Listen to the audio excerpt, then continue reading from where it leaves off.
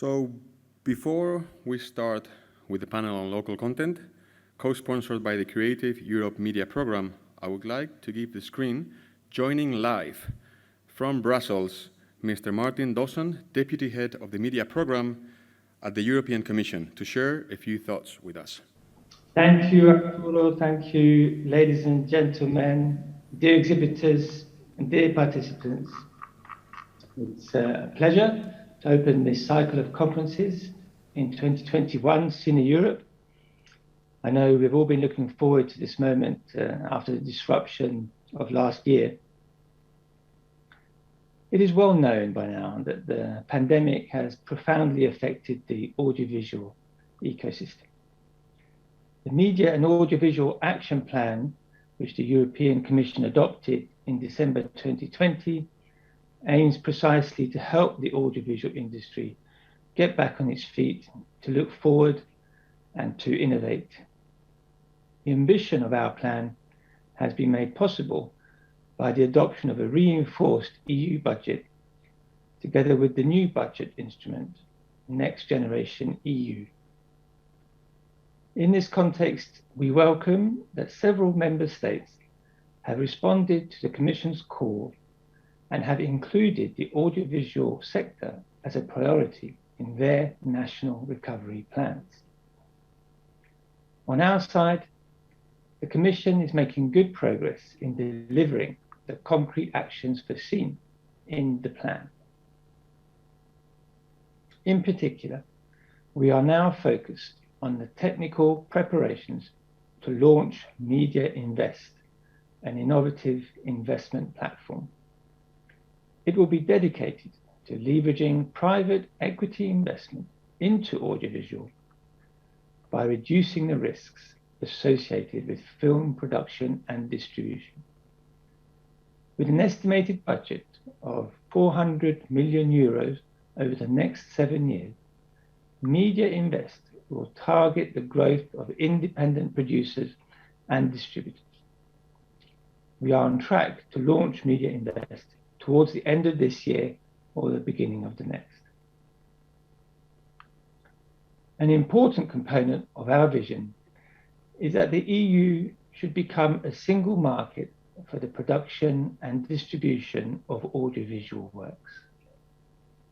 As announced in the Media and Audiovisual Action Plan, we will launch soon a stakeholder dialogue with the audiovisual sector on concrete steps to improve access to and availability of audiovisual content across the EU.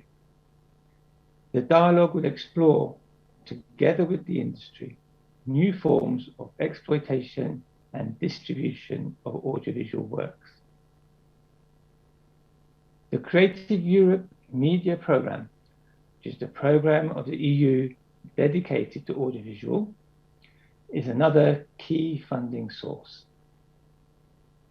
We have spared no effort to stand by professionals. The new budget of almost 1.5 billion euros represents an increase of over 80% on an EU 27 basis. The renewed media programme is in business and implementation has started. Our motivation is double. We want to support the sector from an economic point of view and to help European films travel and meet their legitimate audiences at a time when inspiring stories are needed more than ever. The first annual work programme was adopted in May, and it strengthens support to a European network of cinemas, as well as introducing some innovations, including targeting the development of co-productions, supporting networks of VOD platforms, and developing innovative tools. Beyond the lessons of the pandemic, it also makes sense to reflect on the lessons of the reopening of theatres. That is the purpose of the following panel, entitled "It's All About Content, the Role of Local Films." You, the exhibitors, are in the best position to analyse the impact of the pandemic on the circulation of European films. We have a special relationship with your audience, and I'm looking forward to finding out how you expect it to evolve. So I do not want to keep the floor any longer. I would like to wish you an inspiring debate, and I hope to see you in person as soon as possible. Thank you very much.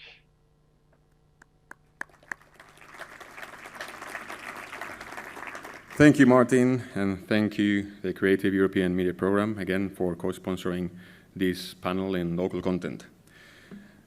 So we're going to go with the first panel of the day in what is going to be, for sure, the best CineEurope ever, probably with the best, or some of the best panelists ever.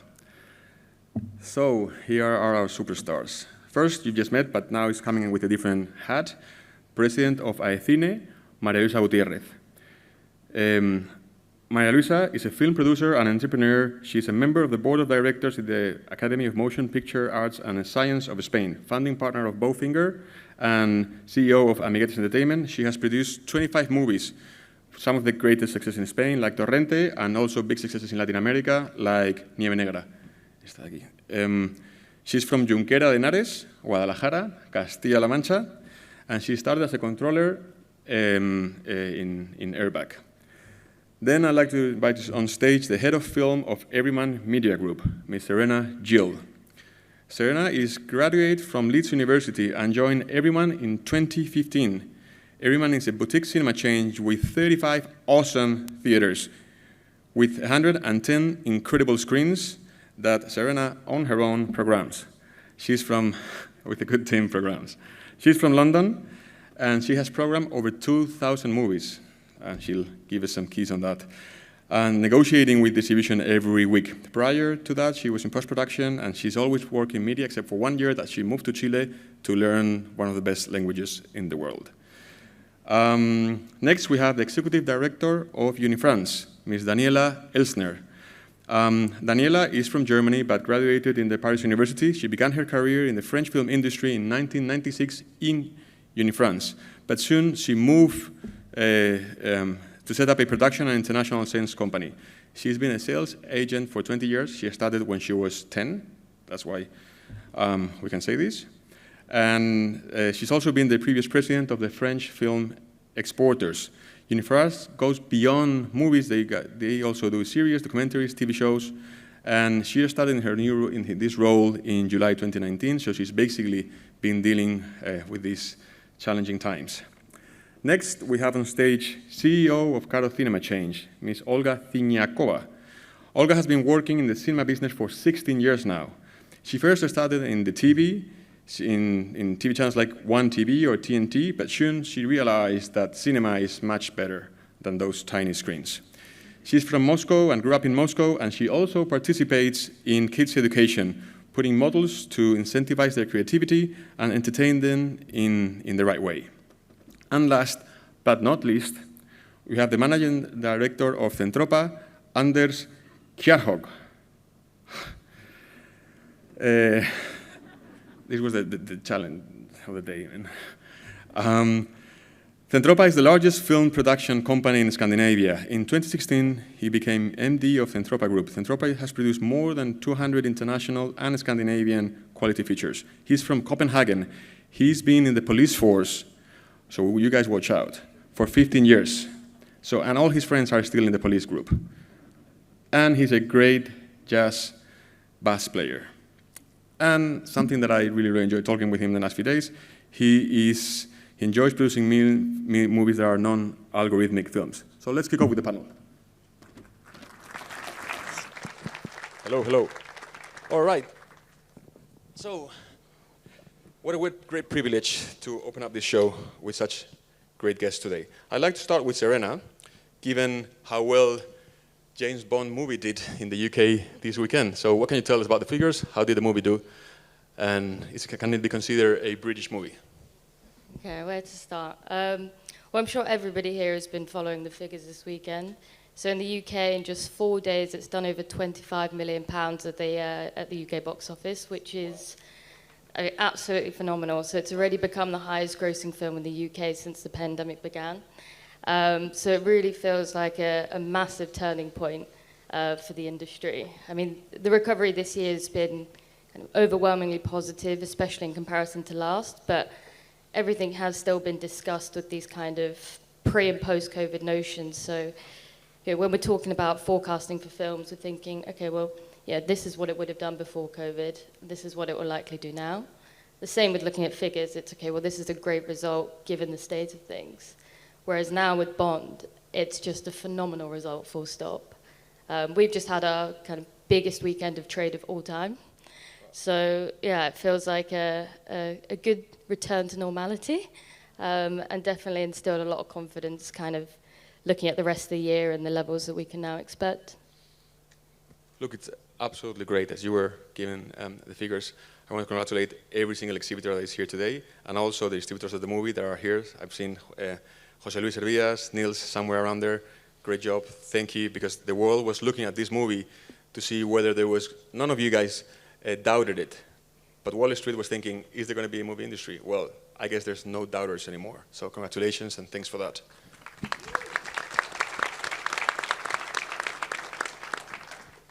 Because we're going to consider this movie as British. So now we're going to talk about France a little bit. We all know France is probably one of the strongest markets in terms of local market share. So I'd like to ask Daniela, why is France so strong in local content? What is the secret?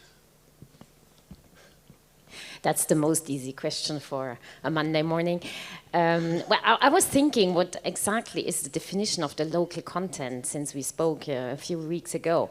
And I think it's very important. What makes it work in France, I think, is first of all, is a huge love of cinema, a very great system, also a lot of theaters all over the country. And so actually actors, actresses, directors are known and followed. And I think this makes it specifically local because, as you know, our French cinema also crosses borders. But I think the fact that they know the actors, they know the actresses, and they all did actually also the job, traveling throughout France, is making a huge difference. And then, of course, we have a system where since almost 100 years, cinema has been part of the cultural politics. And I think this is also one of the keys to make our local content work. And coming out of pandemic, there were huge successes with local content in France since the theaters opened, reclosed, reopened. But also, as we just heard from MARÍA LUISA, there were a lot of producers and distributors actually taking on the game and saying, we are going to release our French films now. And sometimes even against the will of some directors, which was not so easy, but it worked. So I think there's today, maybe we can all be a little bit more confident than we used to be, and I really hope that we continue to work, because I think, Serena, you told me you worked twice as much for the last 2 years. Maybe that's also a reason why James Bond is working so well in your theater. So I think it's also up to us. Well, we definitely have to honor more people that had the courage to release the movies in difficult times, especially in the case of France. Remember that, I don't know if the numbers are exactly like this, but when the government announced that the theaters were going to shut down again on a Thursday, they announced it on a Monday. And the day before they shut down, the number of admissions grew exponentially. It even gives me goosebumps. It was like a see you later from the audience. Olga, Russian local content, very strong in Russia.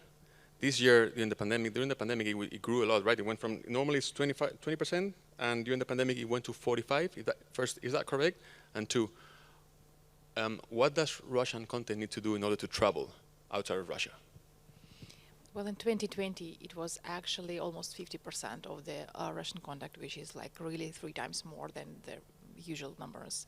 And for 2021, we have right now 26% to the Russian movies, and like overall box office about $500 million, which makes the Russian market #1 in Europe. But the truth is that we started the recovery with a Russian movie, And the Russian producers, they were, well, brave enough, but not that enough. And there was the government support from, for the movies and for the cinemas, which made them a little bit more braver. So they started to release their movies in the cinemas, and that was the reason of this, like 50%. And we had a lot of discussions because, of course, there was a position that it's very hard to compete with the blockbusters, with the studio blockbusters. And we told them that, well, okay, guys, now you have 100% of screens, which are all for you, for your movies. And we were, as a cinemas, we were really supportive. And there was a kind of federal advertising program like Go to Movies, and a lot of media holdings, all the cinema chains, all the producers, they took part in that. So there were some promotions around that, which also helped. And well, as I mentioned, right now, Russian movies have 26%, but we have like Dune, we have Bond, we have Venom, which is absolutely record because it's one of the fastest 1 billion ruble, which is like in dollars, around 30 millions. Results. So it's quite hard to forecast what the number for 2021 will be, but like definitely it's much more stronger than before, and still #1 position in box office and admissions is a Russian movie, which is, well, it's very easy to identify the local content because it's like Russian fairy tale based on Russian heroes with Russian actors, so it's 100% Russian movie. And the second question was about movies that travel around the world. Well, right now there are a lot of cooperation with other countries. A lot of it's more about, of course, the online platforms, but there were some good releases. For example, in the United States, the Night Shyamalan movie, which is called Nobody, made quite good numbers. And in 2021, a lot of Russian movies were presented on the festivals, in Cannes and Venice festivals, and it made a kind of a new level for the Russian content all over the world. Wow. Is it true, Anders, this was for you, is it true that local content helps expand the market, that it doesn't necessarily have to bite into Hollywood titles, but it makes markets bigger and healthier? And also a question for you, how do you make it to finance movies with the competition that you have from the streamers? Well, the first question is, in my opinion, yes. I think it's so important to do great local content, and I don't think it necessarily conflicts with also doing or buying big international productions to the cinemas. So that's important. Of course, when we finance films in a European market, we are in competition. It is difficult because the financing model we see, if you want to do budgets that are higher than what we can finance out of Denmark, we need to look for Europe. We need to look for the whole setup, both done by the media program, which was actually born at the same year as Centropa. So we have followed each other like naughty teenagers, and then being a bit more constructive. But the financing models that are used in Europe, where we co-produce, we exchange good ideas, is extremely important, because otherwise we wouldn't be able to do, in my opinion, Danish films that travels, because we have to do films with national insight, but with an international outlook. So for me, somebody said years ago, the more local, the more global. So in my point of view, if you do a great national film, you probably also do a good film that can travel. So and it's a bit strange, because we talked about what is European films, and for me, it's like European film are the best national films. That you can't just do a film you only call European. You need to put a nationality underneath, because that's what we are, a bunch of countries working together. So, is there such a thing as an European audience? I think there is a European audience, but of course national films primarily, like in Russia and needs to be good and work nationally. And then the best of them has an audience. It's not necessarily big, but it's there. When we do another round, for example, we have been selling it to all European countries. It's not in all the countries that it works perfectly, but it works. And in some countries, it actually works very well. And probably because this is one of the films where you kind of got the story that people can, all around Europe, all around the world, can cry with the characters, laugh with the characters, feel with the characters. And if you can hit that spot, and it's not easy, but if you can do that, film travels. Okay, if anyone in the panel doesn't agree, or super agrees, you're very, I mean, I don't have to necessarily ask you to speak. I believe you have mentioned it, but in case I didn't, Anders is the distributor and the producer of Druk, that did extremely well, and it's actually the favorite movie of Serena. So we have in the same panel the stars and fans and stars. Great movie that you must all watch. So I'm going to switch now to Spanish para María Luisa. So she's here now not as a producer, but as the president of the Spanish local producers. A ver, María Luisa, ¿qué ha cambiado en España? What has improved in Spain to see more titles doing better in the box office than it used to be? ¿Qué ha cambiado en España para que las películas funcionen mejor en taquilla de lo que funcionaban antiguamente? Bueno, yo creo que en España el cine ha funcionado siempre, el cine local, pero es verdad que sí que notamos que ha habido un cambio hacia pensar en el espectador antes de hacerlas, ¿no? Y entonces nos estamos encontrando con productos que compiten, pues nos hemos dado cuenta que tenemos que competir con lo que viene de fuera y que al final el público es el mismo. La buena noticia es que el cine local realmente está sumándose a lo que es el cine internacional, es decir, que al final no es que estemos rascando parte de la cuota de mercado del cine que viene, por ejemplo, de Estados Unidos, sino que lo estamos sumando algo más, ¿no? Y las grandes películas españolas están compitiendo con los grandes estrenos norteamericanos y eso es porque se está pensando en el público. So there's always been a great job done in Spain by local producers, but now they're taking more in consideration the audience. And as they interact more with the audience, they're able to understand better what they like, learn from it, and produce movies that ultimately end up performing better in the box office.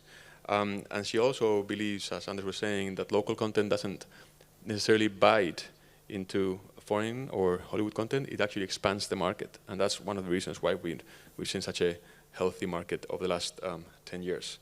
Gracias, María Luisa. Serena, a difficult question for you.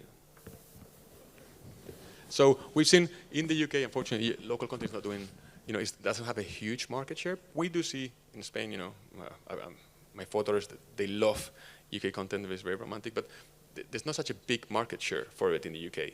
Why is that, and what can be done to help it grow? Yeah, tough question. I mean, I think the difficulty is obviously that we share a language with the US. Well, I say difficulty now. It's obviously been a blessing in the past because we have had such a strong market. But even in the lead up to this panel, I was asking a few people, is Bond a local film? So we've said it is a British film. But, I've had people say yes, I've had people say no, and I've had people on the fence. So it's really difficult, I think, to define what a local film is in the UK. And we obviously saw from the experience last year that we don't have a strong local market share, and it's definitely something that we have to strive to correct. But it's again, I completely agree with what Anders was saying in that it's only going to bolster the market to have strong local independent titles and big blockbusters playing alongside each other. I think just our best months are never when there's one or two big blockbusters dominating the market. It's always when you've got kind of blockbusters, but you've also got strong independent titles, you've got event cinema, basically a kind of a wide range of titles that cater to lots of audiences. That's when we're at our best. Thank you.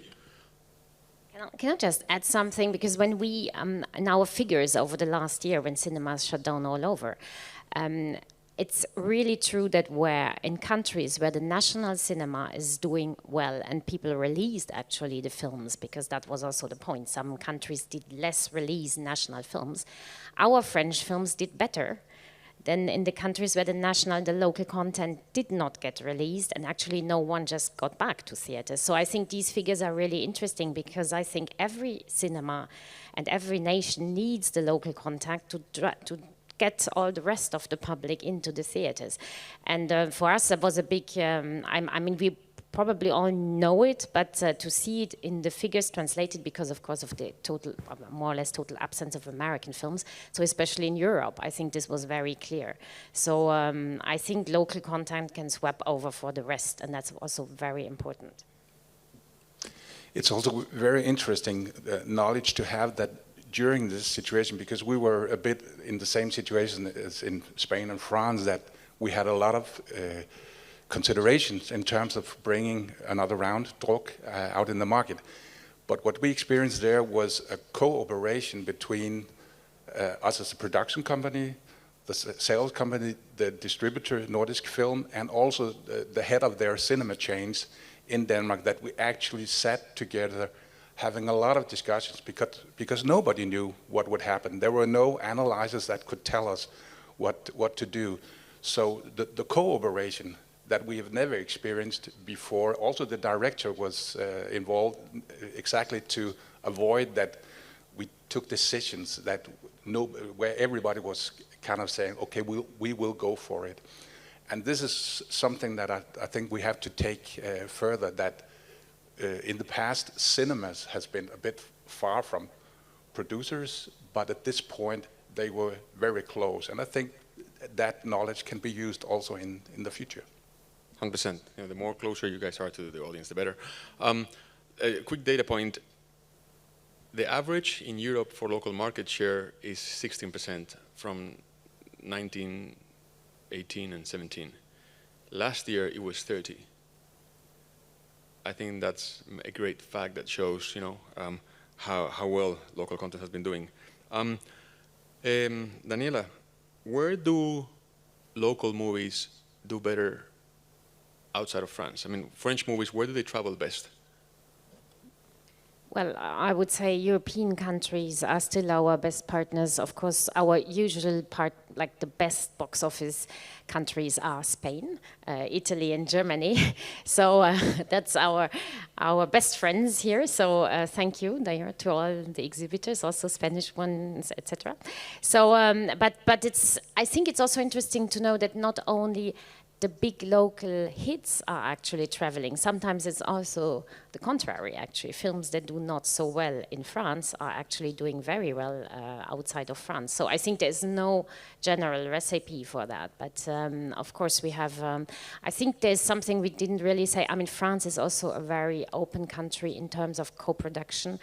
And I think this is also pushing our producers and therefore our sales agents also to be very international in the way they work, and I think this helps a lot because it opens up producers to productions maybe also made in a way that are traveling more. So there's a whole ecosystem, but thank you, Spain. So as a Spaniard, I mean, we always want to compete and beat the French in football or tennis, in Roland Garros, whatever it is. But I do have to say that when it comes to cinema, we admire you guys so much. And as much as the more that we can look like you and the more that we can learn from you, and that's, I hope that you and LUISA can talk later, the better, because we have a great road to go and follow.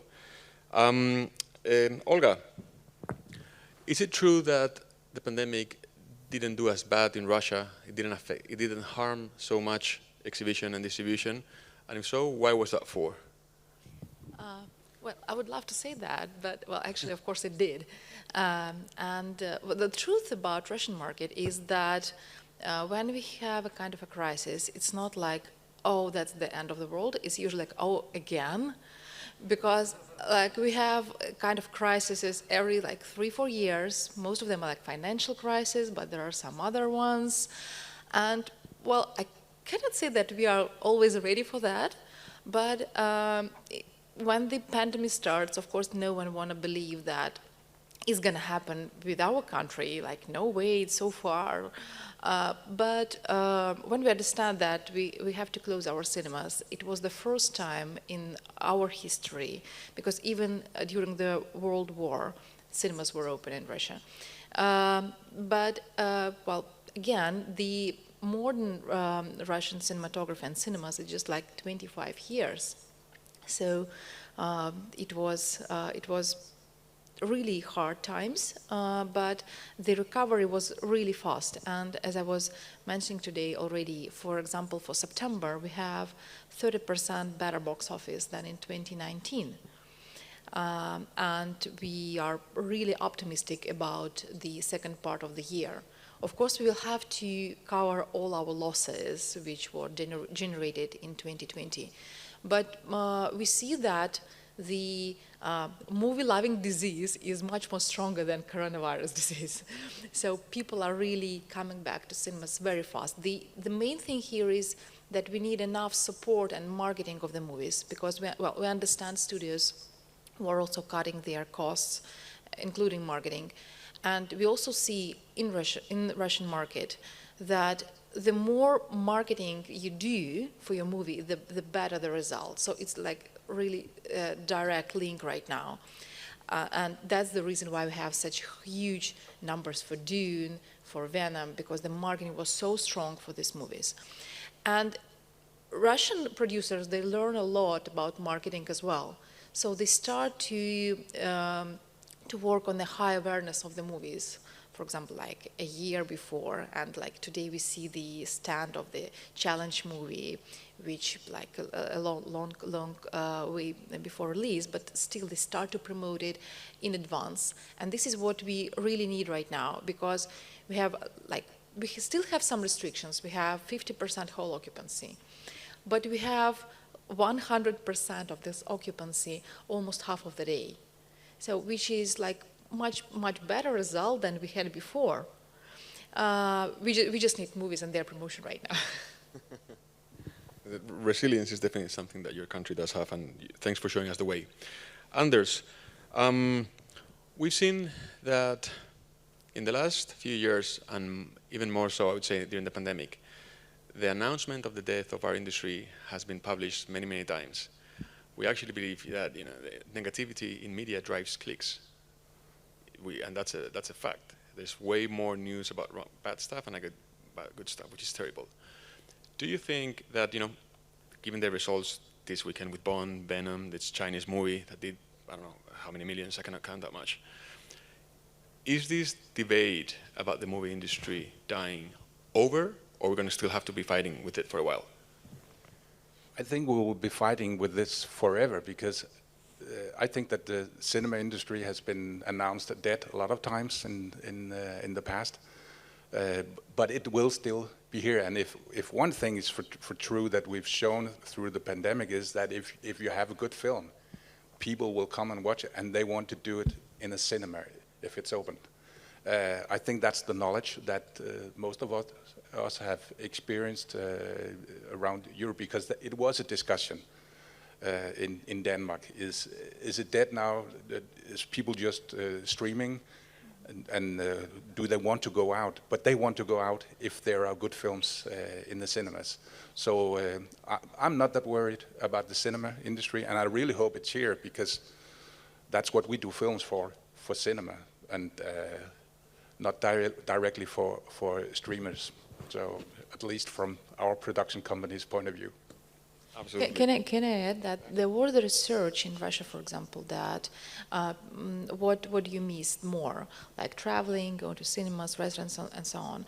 And cinemas were on the first place of this research. So people were missing going to the cinemas as out-of-home entertainment, most of all, which is a great sign. I mean, we see these numbers right now. And also one thing you said before is that what we have experienced is also that we knew that marketing matters, but I think that there is a knowledge now that we have to go much further in terms of pinpointing marketing for certain films, that maybe there's been a standard approach from both productions and from distributors in the past. And what we know now is that if you do marketing more specific, it works. So I think that's also learning. Yeah, that's also something Europeans, I think we have to go further and further to do this marketing together, to be more strong on our films and more precise on the common marketing. But I also want to add something. I think we were not scared that the cinema industry would actually die, but I think there's something about diversity and independence that we really have to take into account and work on, because of course we all, I mean, it's not a secret, we need James Bond, we need Dune, but in France we have over 200 films produced, and there's a large variety, and we also have to reach out to the new generation, and for me that's probably a lot of your work as exhibitors, to get them back into the theaters, because they're probably maybe the ones, the very young generation who got a little bit lost because they didn't get used before, and now at the age of 18 suddenly, are they going to come back or not? So for me, there is a lot of work to do still. I think that's been the best thing about the past year, is that obviously there was a big absence of Hollywood titles. So we got to have fun, we got to program creatively, we got to work. I think diversity was definitely at the forefront of everything we were doing. The challenge is going to come now, though, as we head into this kind of period with the backlog of Hollywood titles. So I think that's the big challenge now, to keep at it and not lose sight of that while we head into this busy period. Absolutely. Look, we've seen many times that sometimes the limits are in our minds, and we've seen local producers sometimes not considering that they are capable to compete one-on-one with Hollywood titles. And even more so, which is even better, Hollywood doesn't look at these titles as a competitor. It's actually something that helps expand the market, and in many cases they actually distribute them, which is a win-win situation. But I'm going to ask the same question to the group now, and then if we have time we'll open up for questions to the audience, if you wish. So the question, I'm going to give it first so you can think about it and look even smarter with your response. What have we learned? What have you learned? What has the theatrical industry learned from this pandemic that will help us going forward? I'm going to start from this way onwards, first in Spanish. ¿Te la pregunto en español? No hace falta. No, ya está. Bueno, yo represento a los productores independientes de España que hacen cine, ¿vale? Es mi asociación. Y, a ver, nosotros lo que consideramos que hemos aprendido después de la pandemia es que somos una industria global, pero localmente hemos tenido que hacer que sobrevivan las salas de cine, y al final todos nos hemos tenido que retroalimentar. Es decir, España ha tenido que sacar sus salas adelante, Francia, Italia. Al final yo creo que lo que es importante es el haber aprendido que el cine local es importante para que luego después se pueda estrenar James Bond, ¿no? Siga funcionando la rueda. Y para mí eso es lo que creo que más mejor hemos sacado de la pandemia. So we've learned that even though we're local producers, we live in a global industry. And this pandemic has pushed us towards being more brave, towards putting more effort, and to making this industry one and global. And we actually believe that going forward, the industry is going to be stronger with local content performing well. Serena? Can you remind me of the question? Sure. So what have we, us as an industry, learned from this pandemic that will help us in the future? What has been the one take? The one take. I mean, I think from the UK, this last year has just been such an eye-opener. Last summer especially, looking kind of enviously at all the other territories. But I think we've just got to make sure that if we were to ever find ourselves in a situation like that again, where Hollywood has turned off the tap, that we'll be a lot better prepared. And then maybe you can add us to the list of friends.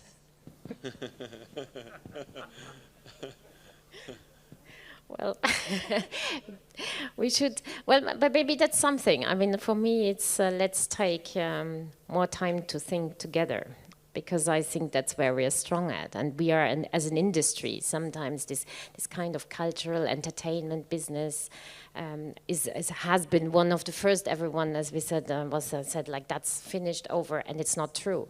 So we can be stronger than we think. And Anders, what you just said, that also this discussion that you had with your director, producer, thinking it over, maybe that's something we have to take on and do more. Yeah, well, I think that, well, we definitely got experience, and there is a nice phrase that experience is what we got when we don't get what we really want. So we actually understand that such like crises are best time for the development and open new cinemas, because when it finish, a lot of people are just moving to the cinemas. And we opened just after a few months after the lockdown, we opened our new cinema in one of the Russian mega cities, and a lot of people were saying we are absolutely crazy. But that cinema immediately became #1 in Russia, and now in top 10 in box office in admissions in Russia. So we have plans for a huge expansion, and we believe that, of course, it's not the end of the cinema, it's just the new era of the cinema. Well, I learned two things. One thing is that from a production company point of view, no matter what happens, we just have to produce good films. No matter what happens, we just have to produce the good films. There will be a market. And I think from a cinema point of view, at least, and I know that's a bit prejudice, for me it was like the love of film stops at the distributors. Before I just thought cinemas looking at box office, that's the merchandise, that's money. What we experienced here is that the love of films continue, and we need to be closer. And I think that cinemas also learned that they need to be closer. It's not enough just to think about the economy. They really have to love the film, because that works. Thank you very much. We're about to conclude our panel. I just wanted to first, if 2 years ago, last time we met here, somebody would have told us that all of our companies, all of the exhibitors would close for a few months around the world, and then they would open up and then close again, many would have thought, are we ever going to get here again? Are we going to ever be an industry again? And here we are with these extremely talented panelists celebrating the moving and going experience. Thank you very much for this great panel. Congratulations. Thank you.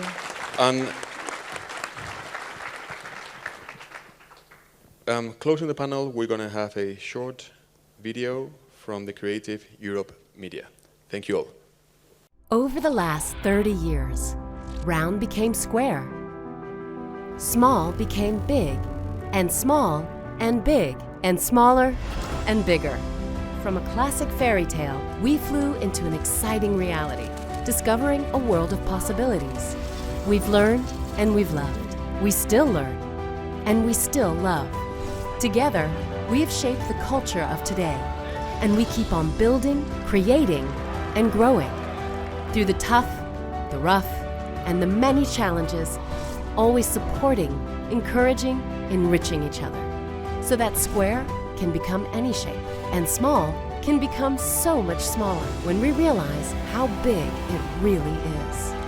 30 years of support, and we keep going, because you are building the culture of tomorrow. Your stories are meant to be shared.